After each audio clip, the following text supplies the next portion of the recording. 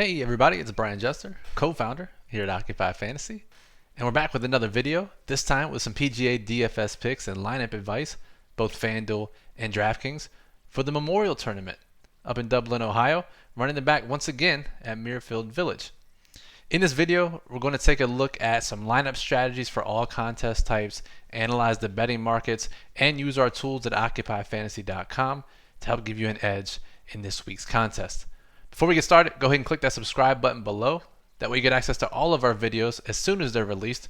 We have another UFC video coming out in a couple of days. We have one released yesterday. Click that subscribe button. That way you're not missing any when they come out. Give us a thumbs up if you like this video. And as always, comment below if you have any questions about the slate, any questions or comments about PGA DFS in general. And we also want to hear who you think is the best play on the board. DraftKings, FanDuel, doesn't matter. Give us your best play. Comment below. And again, let your opinion be heard. Let everyone know why you think that's the case. So what you see on screen here is hashtag screenshot life from me from last week. Close to a 50K overall victory. Using this one lineup alone. I had more lineups, but this was the best performing lineup. And stick around because near the end of the video, we're going to tie this all back together. How I used both the daily plug and the Occupy model to build this particular type of lineup and why it may be the best approach this week.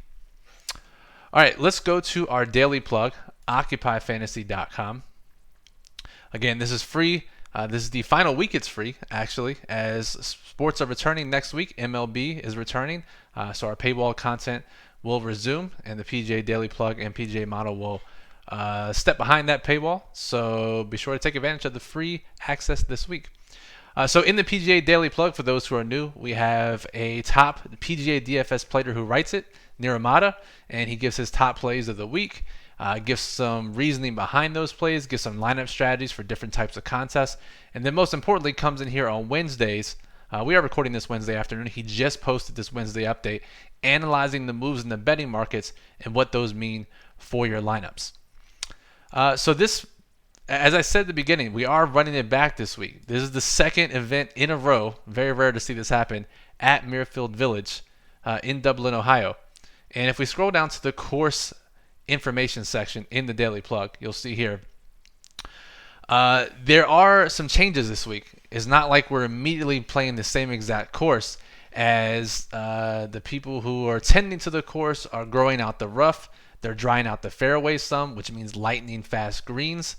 And as a result, we want some approach play specialists, even more so than last week, as Niramata says here 3 times, like a command. Ball strikers, ball strikers, ball strikers. That's what you want this week. Strokes gained in ball striking, one of the most important stats. We see it down here in our key stats that our model uses for this week. Even more important this week. And in the Wednesday update, it highlights that even more. So in this update, Nero looks at which golfers have seen the biggest moves in their odds to win the tournament at Pinnacle Sports, one of the sharpest offshore sports books. They don't move on air. When another sportsbook moves, when they move their lines, it's because of a real reason, because sharp bettors are hitting those lines and forcing them to move. And we see this list here. We'll come back to it in a second. But most importantly, what Nero points out is that we should notice that the theme of some of these extreme moves, especially guys like Abraham Ancer, Webb Simpson near the top of the moves list this week, they're both very similar players, and they're extremely accurate with their driving. They eliminate big mistakes. And again, we're looking at driving accuracy and ball striking here. Right here, the ball striking and great iron players theme continues with the guys who have taken money on Pinnacle this week. So whether you're looking through the Occupy model, whether you're doing your own research, these should be the key statistics you're looking for when creating your lineups for any contest type, because of not only of how the course is designed, but then how they're particularly approaching it this week. This event is also just insane with the strength of the field. Only 131 golfers, but this is one of the strongest fields we've seen in a while. I saw a stat on Twitter. I don't want to repeat it word for word because I'll probably butcher it. But it was in the sense of this is one of the strongest fields we've seen in X number of years. We got Tiger back this week. I mean, a who's who of elite golfers at the top of the list, both in salaries and in the Occupy model. And that'll change some things too. Because as a result, we get some underpriced golfers right below that elite range on FanDuel and DraftKings. And again, we'll get to that here in a second. Pull up my notes here. So let's look at the betting market moves. Guys who have seen the biggest move in their odds to win: Abraham, Answer, Webb Simpson. I mean, these are massive moves, especially for Answer at 34%.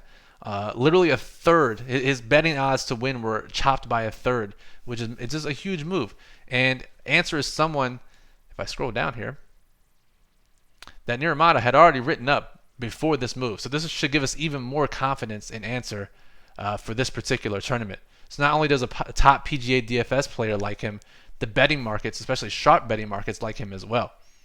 Let's see where Answer ranks in the Occupy model. Remember, the model ranks every player FanDuel and DraftKings. And Answer, 8,500, ranks in the top 20, 25 or so of the model.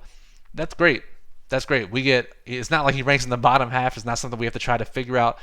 All three of these line up. So Answer is a great play this week. He should be one of the guys you start your lineups with. Just don't at me when he misses the cut on Friday. All right, let's go back here. Other guys who have seen big moves. Again, and this list has just been littered over the past few weeks with winners, top 10s, very predictive of who's finishing. Gary Woodland, Xander, both these guys, you'll notice once we get over to the model, are in that next tier, a little bit lower priced, help you get a more balanced build on your lineups. Patrick Reed, Hideki, Sung J M, who is also written up in the plug about how he cost me 6 figures worth of entries with his 77 he shot on Sunday. But again, he made a ton of birdies. Betting markets like him again. His course profile fits. And we're going to go back to the well. If he burns me again, fool me once, shame on you. Fool me twice, shame on me. Fool me 3 times, I guess I'm a DFS player. Again, Tiger Woods is back this week. 10% move. No surprise. I'm sure he'll be popular. He's not that expensive. I think $9,200 on DraftKings. And then a couple other guys round out the betting moves here. One other quick word before we go over to the Occupy model and take a look at some guys there. It is the weather this week. Be sure to keep an eye on it. The weather can change at the drop of a hat. But as it looks as of now, the time of this recording, it looks like there will be 15 miles per hour or greater winds in the afternoon on Thursday. No big difference between the morning and afternoon splits on Friday.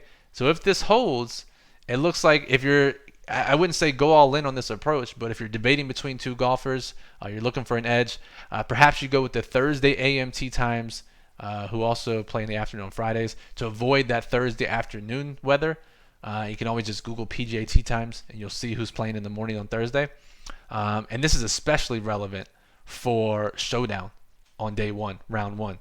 So keep that in mind. And again, check back tonight, early tomorrow morning if you're up, to see if this forecast holds, because that could be an edge for us this week. Okay, so bringing this lineup back up, I wish this was a live stream. I could ask someone to raise their hand, be like a teacher. What do you notice about this lineup? What makes it special? But we don't have that capability here, and I'll just answer it for you. It's a balanced build. No golfer is above 10K in this lineup, or 11K, whatever the range was last week. Lowest golfer I think was 7,500, 7,200. No 6K golfers, so a much more balanced approach. This really, we've seen in our research a little bit higher 6 out of 6 cut rate when you have a more balanced build in smaller contest types, which this was in 2,000 players or less type GPPs, even smaller satellites. Higher finishes on a balanced approach. Now, large field GPPs, when the field can find those couple of 6K golfers that end up in the top 20, yeah, those end up optimal lineups. But in these smaller contests, you may not even need the winner. Especially even in low risk lineups, you definitely don't need the winner. Especially someone like, let's say Justin Thomas wins, Rory wins. If there aren't enough lower end golfers to pair with them, a more balanced approach without having the winner can score more fantasy points. So it's not like you have to have the winner, and that's the approach I took here. It's the approach I've been taking in a lot of my smaller field GPPs. So if we look at the Occupy model this week, here it is. We see guys that stand out to me. Xander, who got the betting market hit. John Rahm, especially. I'll go back over to the daily plug here in a second.